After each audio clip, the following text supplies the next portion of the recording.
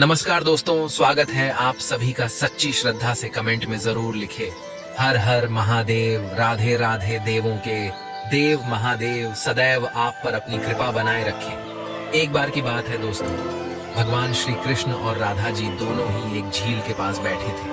तभी श्री राधा रानी कहती है, हे प्रीतम, मुझे एक संदेह है जिसे मैं आपसे पूछने का कई दिनों से प्रयास कर रही थी, लेकिन किसी कारण बस पूछ नहीं पाती थी। तभी जगत के पालनहार श्री कृष्ण जी बोले, हे प्रिय, बेझिझक होकर पूछो आपकी जो भी समस्या है।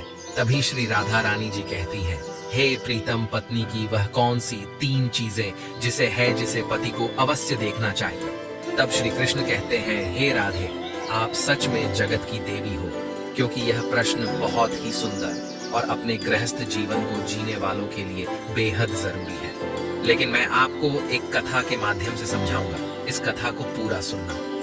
तभी राधा जी बोली, ठीक है मेरे आराध्य, मैं इसे ध्यान से सुनूंगी और अपनी सखियों को भी बताऊंगी। तभी श्री कृष्ण कहते हैं, जिस पुरुष ने अपनी पत्नी की इन 3 चीजों को देखा है वह अपने जीवन में कभी भी गरीब नहीं रहता। उसके घर में सदैव मां लक्ष्मी का वास रहता है और मां लक्ष्मी की कृपा दृष्टि उनके ऊपर सदैव बनी रहती है। राधे, मैं अब तुम्हें एक प्यारी सी कथा के जरिए समझाता हूँ कि पत्नी की वह कौन सी 3 चीजें हैं जो हर पुरुष को देखनी चाहिए। दोस्तों, एक बार की बात है, किसी गांव में एक आदमी रहा करता था। दोस्तों, वह आदमी अपनी पत्नी से बहुत परेशान था, क्योंकि उसकी पत्नी अपने पति से बात बात पर लड़ाई झगड़ा करती थी। उसके घर में एकदम कंगाली छा गई थी। खाने के लिए घर में ना ही कोई दाना, ना ही पीने के लिए पानी और ना ही पहनने के लिए वस्त्र थे। दोस्तों, रोज रोज के इस क्लेश से वह पुरुष अपनी पत्नी से परेशान हो गया था। दोस्तों, श्री कृष्ण जी राधा जी से आगे कहते हैं, हे राधे, एक दिन की बात है, वह आदमी अपने घर से जंगल की तरफ निकल जाता है। दोस्तों, जंगल में जाते जाते उस आदमी की मुलाकात एक साधु से होती है। तब वह आदमी उस साधु के पास बैठ जाता है और वहां पर बैठकर रोने लगता है। दोस्तों, वह साधु उस आदमी को पूछते हैं कि पुत्र, आखिर तुम्हें हुआ क्या है, तुम क्यों रो रहे हो। तब आदमी उस साधु को बताता है कि महाराज, मेरे घर में मेरी पत्नी और मेरे 2 छोटे छोटे बच्चे रहते हैं। मेरी पत्नी मेरी कोई बात नहीं मानती है, बात बात पर मुझसे लड़ाई झगड़ा करती है, जिसकी वजह से मेरा एक छोटा सा बिजनेस था वह भी बंद हो गया और अब हम घर में दाने दाने के लिए मोहताज हैं।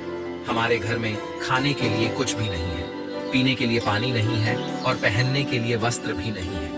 लेकिन मैं अपनी पत्नी को समझाता रहता हूँ कि लड़ाई झगड़ा ना करे। इसके बावजूद भी वह घर में रोज लड़ाई झगड़ा करती है। इस वजह से मैं बहुत दुखी हूँ और बहुत परेशान हूँ, इसलिए मैं घर छोड़कर आपकी शरण में आया हूँ। दोस्तों, श्री कृष्ण जी राधा जी से आगे कहते हैं, हे राधे, वह साधु महाराज उस आदमी को बोलते हैं कि पुत्र, तुम रो मत, आज मैं तुम्हें ऐसे 3 चीज बताने जा रहा हूँ जो पुरुष अपनी पत्नी की 3 चीजों को देख लेता है। वह पुरुष अपने जीवन में कभी भी गरीब नहीं रहता है और ना ही उसके घर में कभी लड़ाई झगड़े होते हैं और उसके बिजनेस में तरक्की होती है। दोस्तों, तो वह साधु महाराज उस आदमी को बताते हैं कि मैं तुम्हें जो बातें बताने जा रहा हूँ उन 3 चीजों को गांठ बांध लो।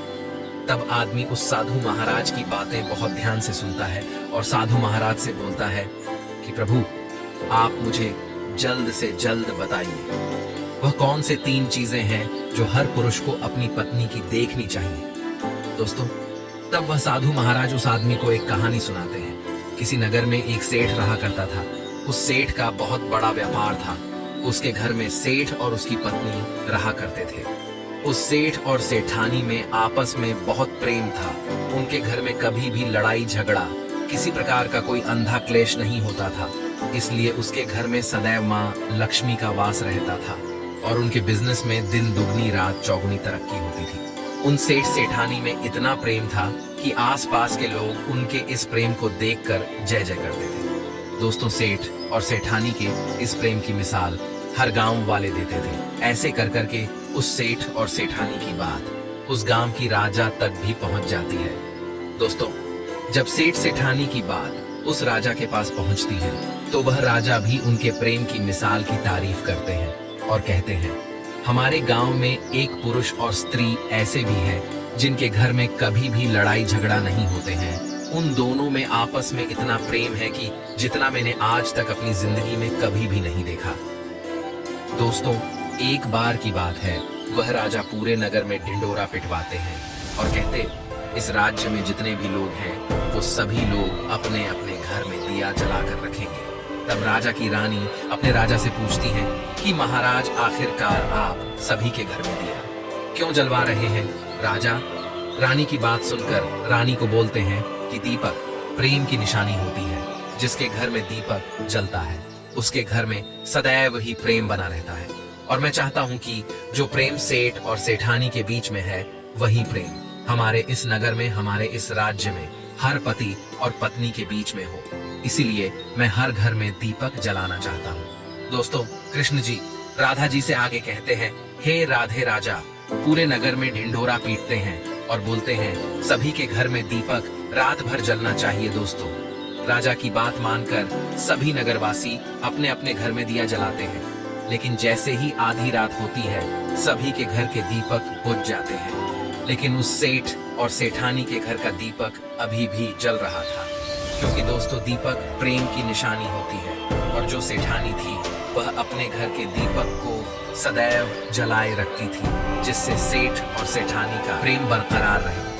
लेकिन दोस्तों, जो सेठानी थी वह अपनी मनमानी करती करती थी, उसका जो मन करता था वह वही काम करती थी। लेकिन सेठ को इस बात से कभी भी कोई दिक्कत नहीं होती थी, क्योंकि सेठ बहुत समझदार था।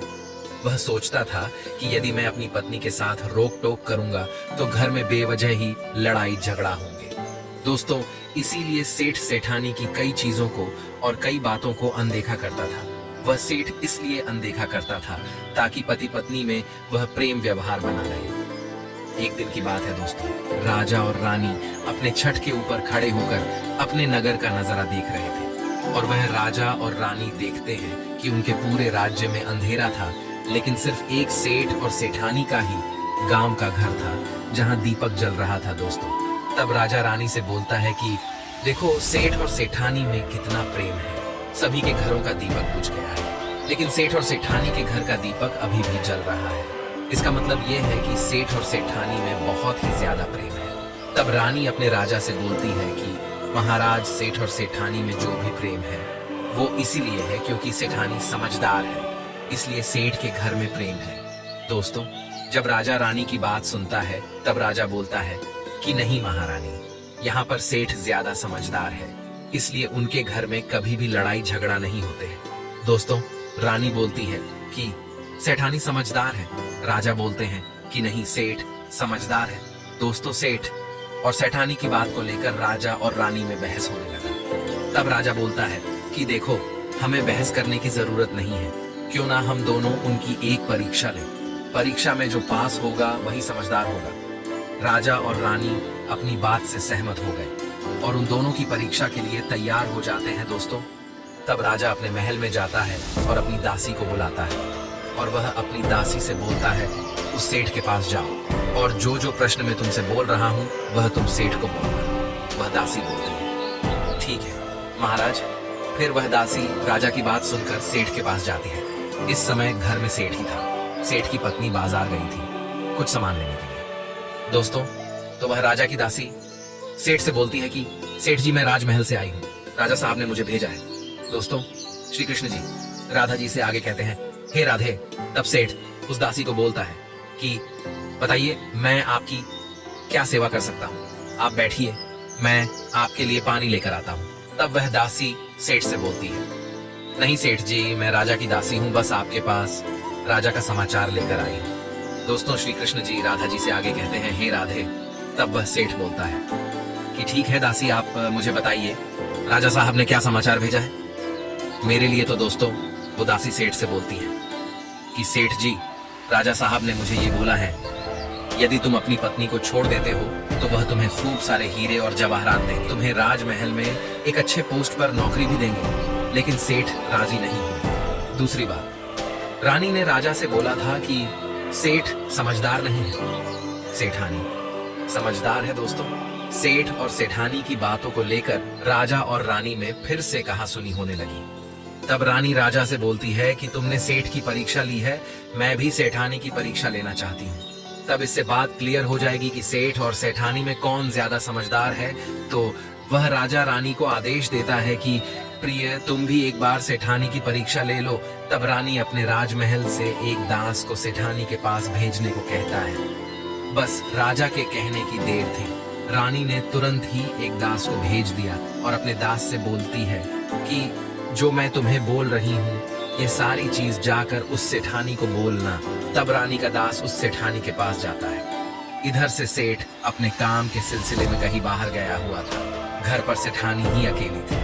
दास मौका देखकर उस सेठानी के पास पहुंचता है और सेठानी से बोलता है कि सेठानी जी, मैं राजमहल से आया हूँ, मुझे रानी साहिब ने भेजा है। दोस्तों, कृष्ण जी राधा जी से आगे कहते हैं, हे राधे। तब वह सेठानी बोलती है, ठीक है, बताइए किस लिए तुम्हें?